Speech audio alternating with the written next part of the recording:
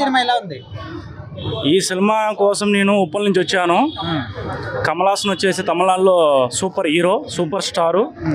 ఈరోజు రావడం కూడా శంభు కాంబినేషన్లో కూడా కమల్ హాసన్ కాంబినేషన్లో ఈ సినిమా రావడం జరిగింది.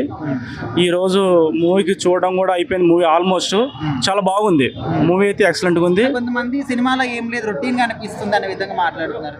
ఇప్పుడు ఒక్కొక్క సినిమా కొద్దిగా చూస్తే మనం చెప్పలేము, కానీ ఈ సినిమా అయితే 100% చూడాలి. దీంట్లో అన్నా చెల్లె సెంటిమెంట్ కూడా ఉంది, చాలా బాగుంది. అన్న ఇప్పుడు కమల్ హాసన్ గారికి ఇంట్లో కొంచెం రొమాన్స్ సీన్స్ కూడా ఎక్కువనే అంటున్నారు, ఈ వయసులో అవసరం అని కూడా కొంతమంది అంటున్నారు. ఆయన వచ్చేసి ఆల్మోస్ట్ ఆయన గురించి మనం చెప్పాల్సిందే ఉంది, చాలా మంది తెలుసు కదా.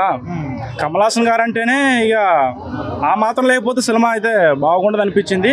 కానీ రొమాన్స్ కొద్దిగా బాగుంది, నాకైతే నచ్చింది.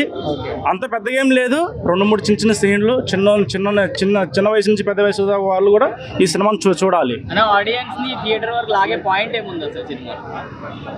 ప్రతి విషయము ఎక్సలెంట్గా ఉంది బ్రదర్. కానీ ఒకటి వచ్చేసి దీంట్లో అన్నా చెల్లె సెంటిమెంట్ కూడా కుదిరింది. ఇంకోటి వచ్చేసి గొడవల కారణం వచ్చేసి కొద్దిగా మిస్టేక్ అనుకోవడం వల్ల శంభుకి తెలియదు కదా. సినిమాలో నేను చెప్పడం కన్నా సినిమా వచ్చి ఒకసారి చూస్తే మీకు అర్థమవుతుందని నాకు. ఎలివేషన్స్ అంటే ఇక మనం చెప్పాల్సిన అవసరం లేదు. A to Z సినిమా అయితే బాగుంది. నెంబర్ 1 త్రిష గారి యాక్టింగ్ అంటే మనం చెప్పాల్సిన అవసరం లేదు. దాదాపు కొన్ని సంవత్సరాల నుంచి మనం చూస్తూనే ఉన్నాం. సినిమా అయితే బాగుంది, ప్రతి ఒక్కరు వచ్చి చూడండి. అంటే వర్షం మూవీలో ఉన్నట్టుగా అనిపించారా ఇప్పుడు కూడా? లేకపోతే ఆమె ఎంగేలాగే ఉన్నారు. నాకైతే ఫస్ట్ అలాగే ఉన్నారు వర్షం మూవీలో, ఇప్పుడు కూడా అలాగే ఉన్నారు. బాగుంది, మూవీ అయితే బాగుంది, చూడొచ్చు.